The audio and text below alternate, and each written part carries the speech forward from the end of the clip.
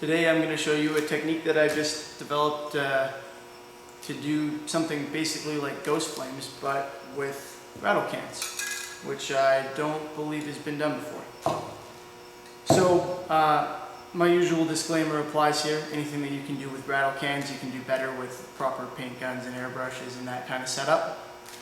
But paint guns seem to be really popular, paint cans seem to be a really popular way of doing things, so let's try and get the best results that we can out of that.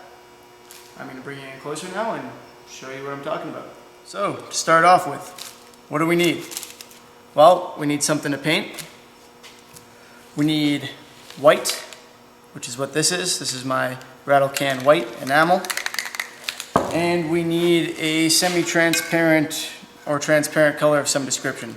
You can't get candies in a rattle can. You can get transparent colors in some brands. But what I'm going to do is just stick with commonly available stuff for this one. So I have a Rustoleum Racing Green Metallic here. As with all the metallics in that range, they are translucent, so some of the white should show through. And then my white is a matte opaque. So to start off with, I'm going to paint in my background.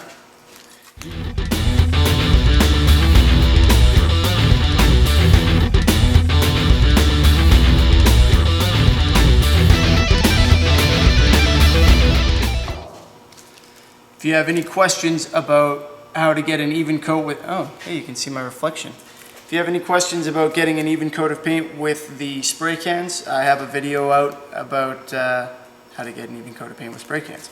And I will put a link to that in the description. So now I'm going to let this flash, which basically means I'm going to let the solvents in it evaporate for about 10 minutes.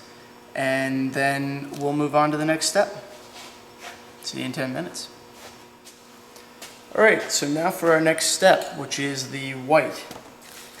Now, if you're going for a more retro, classic, hot rod style ghost flame, what you're going to do is apply transfer tape or mask to the surface and cut out your flame design and then spray your white in. If you're going for the more realistic flames, then you're going to be limited by whatever you can achieve in terms of control with an actual spray can.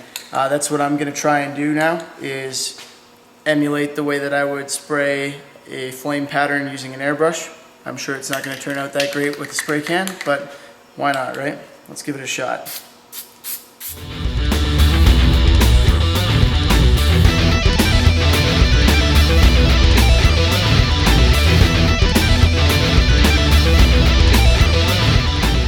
So as you can probably tell, I'm trying to give it lots of contrast. That's because unlike the paints that I would use with a gun, the metallics aren't very transparent and I can't thin them down at all. So I have to use them at their full opacity, which is this green here in this case. So I'm trying to create a very high contrast background image. Alright, so there's my rattle can flames for the moment. Now once again I'm going to let this dry and then we'll come in with the next step. See you in approximately, well, I put that on pretty light, so see you in about 5 minutes this time. Step now. What you might want to do at this point, because that white will likely create some overspray. Now this is based on you using the same flame style that I'm using, not the old school version. If you're doing the old school version, it's time to take off your transfer tape. If you're doing this, it's time to pull out a tack cloth. You can see the difference probably just in there between this area and this area. That's overspray from the white.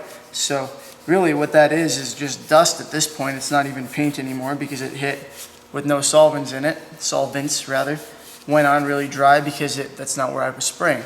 So take your tack cloth and wipe off your entire surface to get all that crap off there. That's again going to serve to increase the contrast in your paint job a little bit. And then once you've done that, it's time to apply your next coat of the metallic.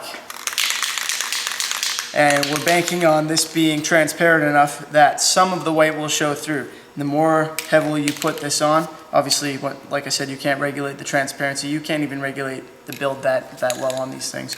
But the more heavily you put it on, the more ghosted or more difficult to see your effect will be. So let's get this on there.